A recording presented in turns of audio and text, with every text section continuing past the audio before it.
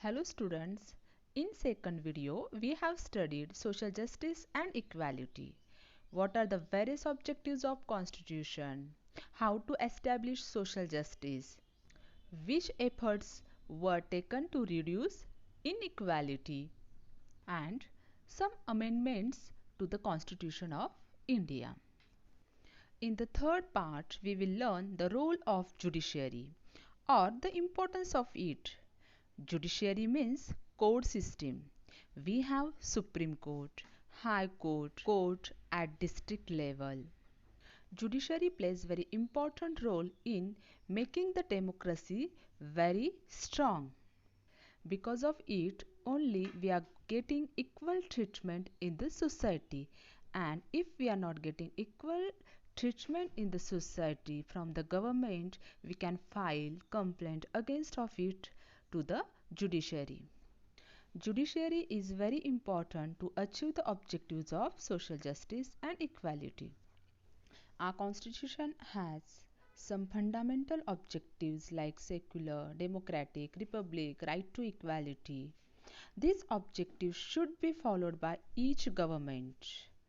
And this is the duty of judiciary whether the government follows these objectives or not.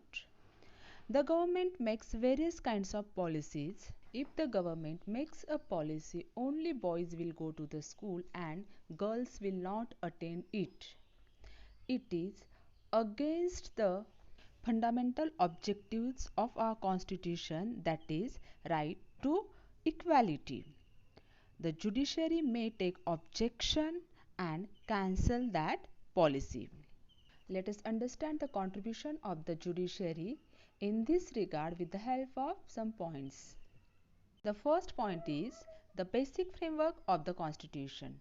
Students, let us understand what is it. Students, we have seen that we can make changes in the constitution. We know that the constitution is dynamic. It is a living document. But we cannot change the basic framework of the constitution. Let us know which are the basic things and who has right to make changes in the constitution. The parliament has right to make changes in the constitution. Parliament means Lok Sabha, Rajya Sabha, including the president. But as I told you, they cannot change the basic framework of the constitution. Let us understand the basic structure of the constitution. Republican and democratic form of government. Republic means the head of the country is elected by people. And we have democracy in our India. The government cannot say that henceforth we will have dictatorship and our country will run by particular dictator. No one has right to change the basic structure of our constitution.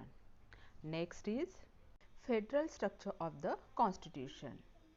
We all know that power is divided in central government, state government and local government.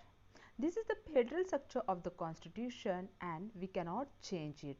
Means central government cannot say that there will be no state government and local government and only central government will look after the entire nation. It cannot ever happen.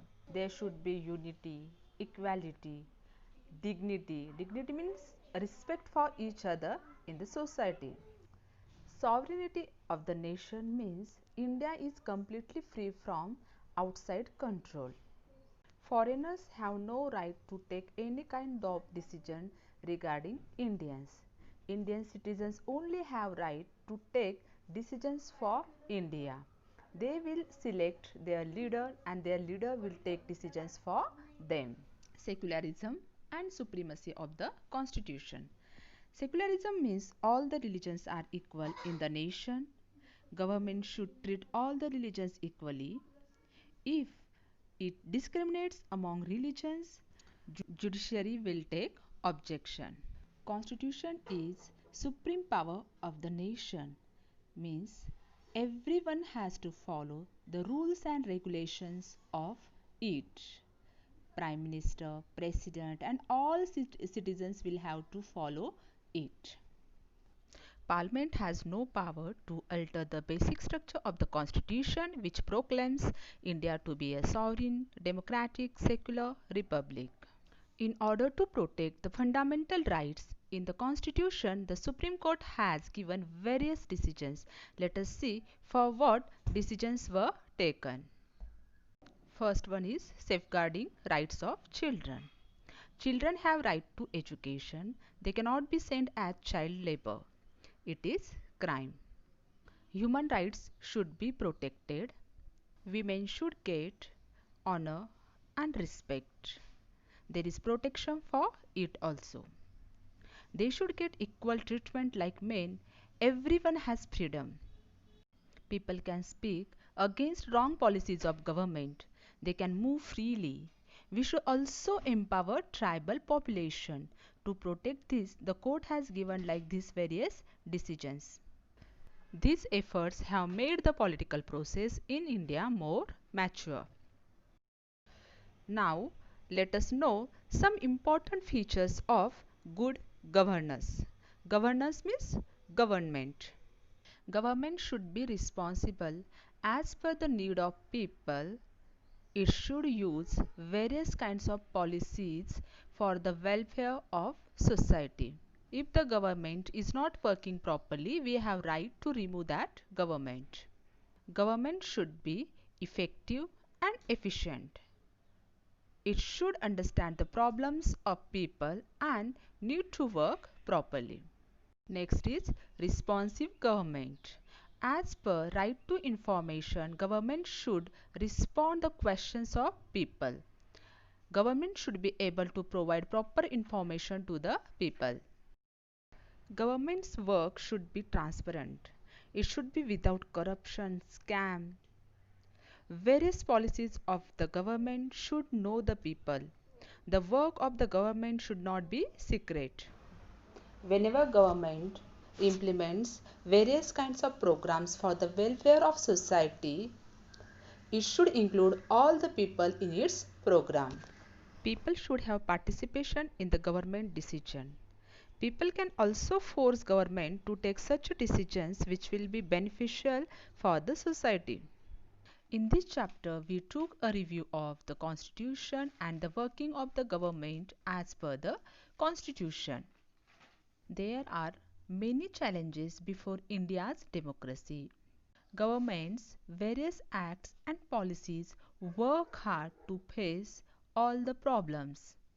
Whenever one problem is solved, the other problem is confronting us. Efficient government plays vital role to solve the problems. Students, today also entire world is facing problem of COVID-19 pandemic. In this serious situation, our government really plays very vital role. It has declared fifth lockdown for the safety of Indians. What's our duty, students? To follow the rules and regulations of the government. Majority of the Indians are satisfied with the democracy form of the government. No one is interested in dictatorship or monarchy. In the next chapter, we will study the election process in India. Hope you have understood the lesson. Thank you.